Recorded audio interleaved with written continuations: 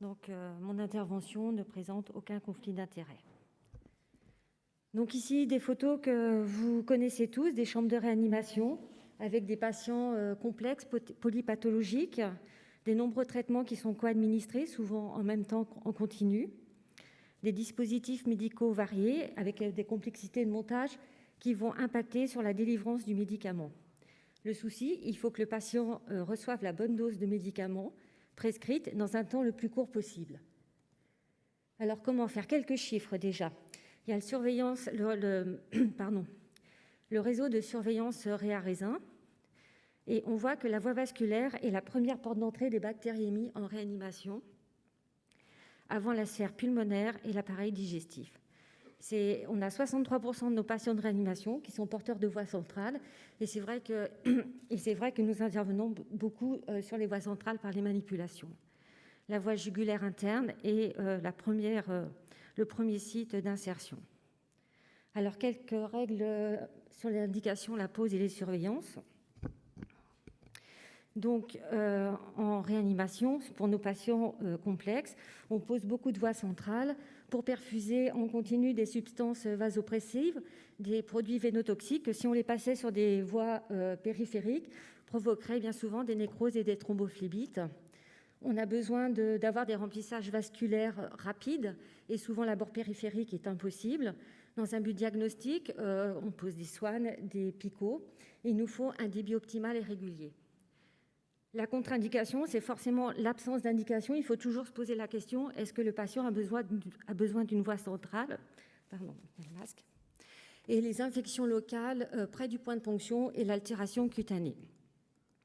Alors, il va falloir bien choisir sa voie. Il y a des recommandations qui disent qu'il faut plutôt utiliser la voie sous-clavière plutôt que la voie fémorale ou jugulaire pour diminuer le risque d'infection lié aux voies centrales.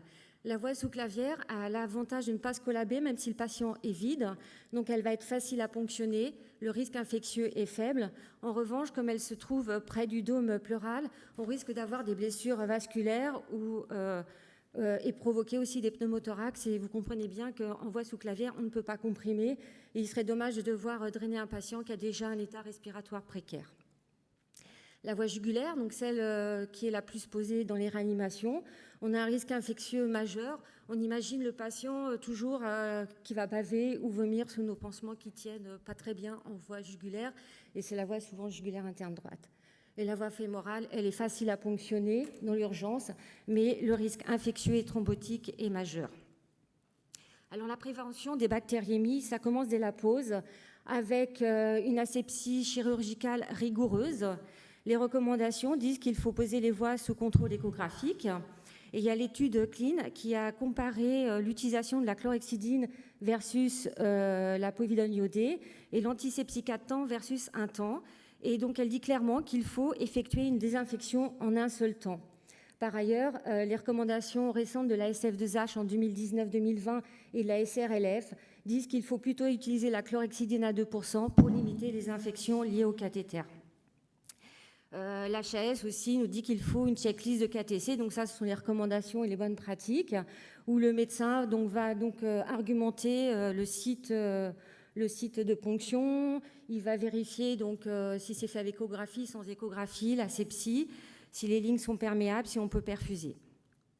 Les causes des complications, je vais être assez rapide, elles sont infectieuses, bien entendu, avec les bactériémies, puisque nous manipulons énormément nos cathéters et qu'on a 63% de nos patients qui ont des voies centrales. Les risques thrombotiques, essentiellement liés aux incompatibilités médicamenteuses, je reviendrai un petit peu rapidement après, puisque les médicaments, quand ils sont incompatibles, précipitent, obstruent le cathé et voire font des thromboses aux patients. Les risques mécaniques, eux, sont liés à l'insertion du cathéter et aux manipulations. Donc, ce sont les pneumothorax, les hémorragies. On a beaucoup d'échecs, de malpositions. Donc, c'est pour ça que la pose sous échographie est privilégiée.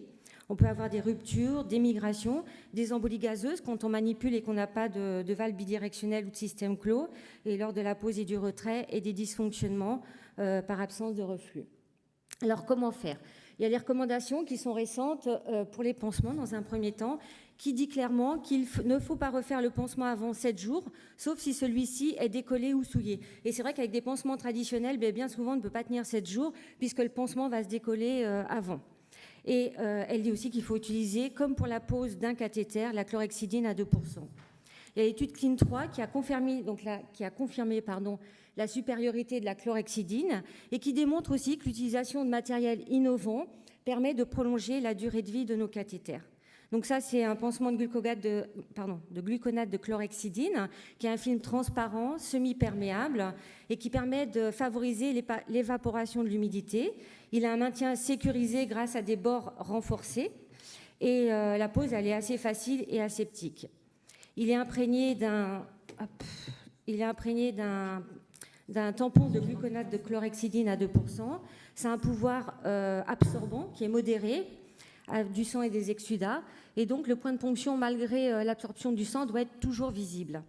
Il est efficace à 7 jours. Donc, on refait le pansement KJ7 et ça permet de diminuer les incidences des bactériémies et donc, par conséquence, les coûts induits par ces infections, les durées de séjour, les traitements et le temps infirmier pour la réfection de ces pansements. Alors voilà ce qu'on ne devrait pas voir dans les services. Donc des pansements où on ne voit pas le point de ponction, des pansements souillés ou imbibés de sang, décollés. Et voilà ce qu'on devrait voir. Donc nous l'utilisons depuis peu dans notre service et c'est vrai que j'ai interrogé les collègues et même si ça ne tient pas toujours 7 jours, il y a quand même une durée qui est supérieure au pansement traditionnel. Et en plus, il est assez facile pour la pose est relativement aisée. Ça, c'est notre surveillance de traçabilité pour les pansements, avec les valves bidirectionnelles, si la voie est fermée ou pas, et comment a été fait le pansement. Alors, les lignes. Après avoir parlé donc la pose des cathéters, les recommandations sur les pansements, il y a le montage des lignes sur l'efficacité des traitements. Donc, il y a une dernière étude qui a été publiée, je crois qu'il y a moins d'un mois, sur la durée optimale d'utilisation des dispositifs de perfusion pour prévenir les bactériémies liées aux voies centrales. Donc ça, c'est plutôt une bonne nouvelle pour nos organisations, puisqu'elle conclut que l'utilisation du kit de perfusion peut être prolongée en toute sécurité jusqu'à 7 jours, ce qui va encore là entraîner une réduction des coûts du coût infirmier. Donc là, on se voit bien qu'on a les pansements à 7 jours et les lignes à 7 jours. Alors, quelques généralités sur les lignes pour bien comprendre les systèmes de perfusion. On a l'espace commun, c'est l'espace où les médicaments vont être en contact entre eux et avec le vecteur. Et donc, plus ce temps est long, plus le risque d'incompatibilité médicamenteuse est important. Et donc, ça va provoquer des précipitations des médicaments entre eux. On ne le voit pas toujours à l'œil nu. Et du coup, une obstruction du cathéter, voire une thrombose pour le patient. Et bien souvent, il faut changer le cathéter. Donc, on va isoler les médicaments à risque. On va les mettre seuls si possible. Le sang et les dérivés du sang, si vous avez une voie veineuse périphérique, bien c'est mieux, sinon on fait autrement. Les émulsions lipidiques vont être au plus près du patient, donc on pense aux nutritions parentérales et au propofol, et d'avoir un logiciel de prescription informatisé qui va nous permettre d'harmoniser les pratiques sur la dilution, les solvants ou la durée. Le temps de latence, lui, c'est le délai d'arrivée du médicament au patient. Donc il faut que le médicament arrive le plus vite possible au patient. Donc, c'est à partir du débit initial ou à partir de la modification de débit. Pour diminuer ce temps de latence, il faut choisir des dispositifs à faible volume résiduel. Et le volume résiduel, c'est le réservoir de médicaments non administrés aux patients. Donc, la priorité sur les lignes de perfusion, quand vous montez un système de perfusion, quand vous le choisissez, il faut absolument réduire ce volume, en particulier pour les médicaments à marge thérapeutique étroite. Donc il y a plusieurs solutions. Soit on choisit des tubulures fines à haut débit qui vont se permettre de se situer à distance du patient et garder une vitesse optimale, ou d'avoir dans votre service des protocoles avec des pousse-seringues qui auront une vitesse supérieure à 2 ml/h. Mais là-dessus, il n'y a pas de consensus de débit dans la littérature. Le temps de démarrage, alors j'aime bien cette diapo parce qu'elle est assez parlante d'elle-même. Si on prend un prolongateur à V2, le médicament va mettre 11 minutes pour arriver au patient. Alors que si vous prenez un perfuseur classique, qui a un diamètre plus important et une longueur plus importante, à la même vitesse, il va mettre 5 h 18 minutes pour arriver au patient. Donc on se rend bien compte que plus le débit est faible, Plus le diamètre est élevé, plus le retard au démarrage sera important. Alors pour minimiser ce retard, soit vous utilisez la purge automatique, donc on a tendance nous à pousser pour aller plus vite avec les mains et avoir des vitesses de pousse seringue supérieures à 2 ml/h. Donc dans le système de perfusion, pour être en accord avec les bonnes pratiques, il y a le système clos. Pour que le système de perfusion, pour garantir le système clos, il va falloir avoir des valves anti-retour, anti-siphon et des valves bidirectionnelles. Donc quelques notions. La valve anti-retour, donc elle va en un seul sens vers le patient. Donc on le met en aval des perfusions par gravité. Et la valve anti-siphon, c'est pour en aval des perfusions des pouces seringues. La valve bidirectionnelle est très importante pour maintenir le système clos. Ce sont des connecteurs sécurisés qui permettent un accès direct à la voie. Ils sont plus près du patient sur chaque ligne et ça permet de maintenir le système clos par l'ouverture et la fermeture automatique. C'est sans aiguille, ça autorise l'injection et le prélèvement. Là, on voit si j'ai un flush positif, quand je les connecte, je n'ai pas de retour de sang dans le cathéter, alors que si j'avais un flush neutre ou négatif, j'aurais un retour si je n'avais pas clampé la ligne. Donc sur les voies bidirectionnelles, toujours les valves bidirectionnelles, il ne faut jamais les clamper si elles sont à flush positif pour bénéficier donc de la pression et ne pas mettre de bouchon. Et quand on les met sur les lignes, ça évite les garde-veines inutiles, les rampes et les remplissages inutiles. Donc là, c'est très important, la maîtrise du risque infectieux. Quand on a ces systèmes, il faut absolument désinfecter par friction avec la chlorhexidine 2%. Et ce changement de valve, c'est à J7, comme les pansements, comme les lignes. La perméabilité de la voie centrale. Donc, pourquoi il faut garder la perméabilité? Bien entendu, pour éviter la formation de caillots, éviter l'obstruction de la voie, le retrait. Et pour cela, on va avoir un rinçage pulsé. On voit ici qu'avec un garde-veine normal, on va enlever 30% des protéines accrochées à la ligne, alors qu'avec un rinçage pulsé, on va pouvoir enlever 90% des protéines accrochées à la ligne. Ici, juste la mobilisation du patient, vous avez tous connu. Quand le patient part au scanner, que nous avons des perfusions très hautes, on met tout dans le lit du patient et la tension chute. Alors Kahn avait étudié ça en 2001 et il avait vu que si l'élévation des pouces seringues était supérieure à 80 cm, on avait un bolus au patient et l'abaissement faisait une interruption qui pouvait être quand même grave de conséquences quand on avait des amines. Donc on va mettre les pouces seringues toujours au niveau du cœur. Alors, comment faire mieux? Nous avons créé un logiciel métier, donc je vais aller un petit peu vite, il ne reste plus beaucoup de temps, et nous avons décidé de créer un code couleur en fonction des pH des médicaments et un vecteur dédié sur chaque ligne. La voie rouge, c'est la voie proximale avec le vecteur dédié, c'est le glucosé. La voie bleue distale, elle est marron, c'est la voie dédiée, le vecteur dédié et le chlorure de sodium. Et la voie médiane est en bleu et le vecteur dédié est le glucosé. Donc vous voyez, sur notre prescription, on retrouve toutes les couleurs, c'est facilement repérable. Le rose, c'est pour les produits sanguins, le vert pour les médicaments écrasables et le blanc pour tous les autres médicaments qui n'ont pas été étudiés. On a des tableaux d'incompatibilité, donc la voie proximale avec le G5. Bonne nouvelle, aucune incompatibilité entre les catécholamines. La voie médiane, c'est une couleur bleue.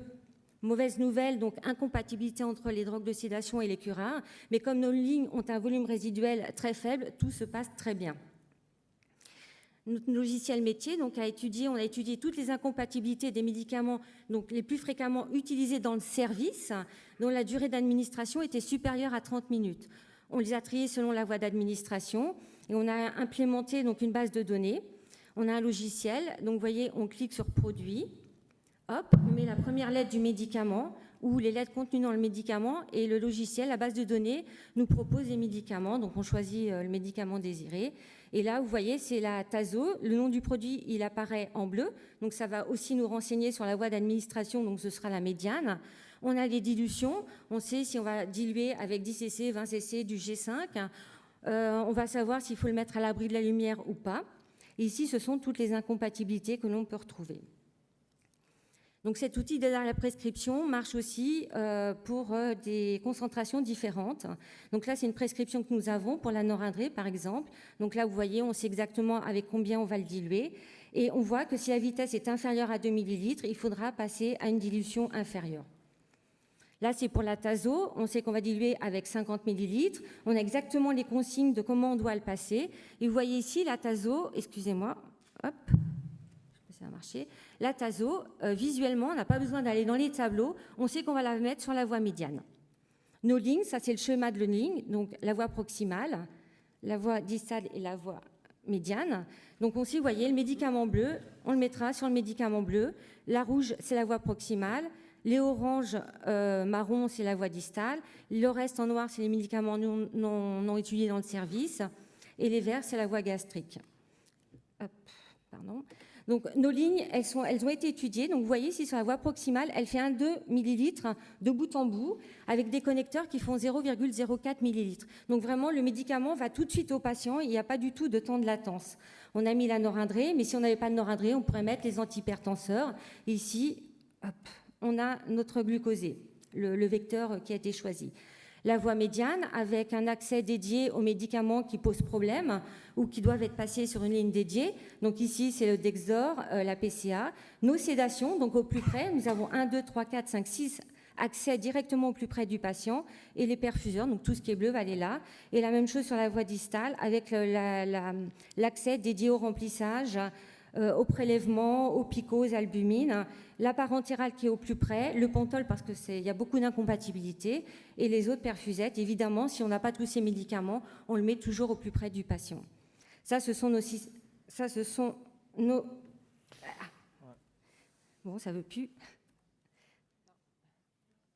Là, ça saute, je ne sais pas pourquoi, c'est dommage. Non, mais le topo est terminé, le temps est terminé. Bon, je voulais... Non, c'est pas grave. C'était pour vous montrer que les sets arrivent directement. Les sets arrivent. Normalement, ça devrait quand même se figer sur la dernière. C'est pas grave. Les sets arrivent directement prêts à l'emploi. Donc, on a un set pour la médiane, un set pour la distale et un set pour la proximale. Donc, ensuite, on a juste le vecteur à mettre avec la valve bidirectionnelle qu'on met sur un champ stérile. Donc, en plus d'être pratique, c'est plus rapide pour les infirmiers puisqu'il y a moins de temps de montage. Donc là, on gagne encore du temps. Voilà, et ensuite, tout ce travail, c'est pas seulement le bon respect des recommandations et le choix d'un système de perfusion. Il y a un gros travail à faire en équipe pluridisciplinaire autour. Donc, ça a été chez nous de travailler sur la dilution des médicaments utilisés dans le service pour limiter au plus les apports, pour pas avoir de remplissage. Ça a été de travailler donc avec la pharmacie, les médecins. Nous avons travaillé aussi donc sur les lignes pour réduire les volumes résiduels, pour avoir des temps de latence réduits, en fait. Qu'est-ce que je peux vous dire sur la diapo? En fait, c'est un groupe de travail pluridisciplinaire et il faut vraiment tous travailler ensemble pour arriver à ce montage de perfusion qui est vraiment optimal chez nous, puisque le système de prescription informatisée, c'est ce que je voulais dire, a vraiment été travaillé avec nos médicaments, nos pratiques à nous. C'est pas quelque chose qu'on a importé et c'est une facilité pour les infirmiers puisque d'emblée, ils savent sur quelle voie ils vont mettre le médicament. Et tous ces outils sont disponibles dans les chambres, sur les logiciels métiers, sur les postes chevets dans les chambres. Voilà, merci.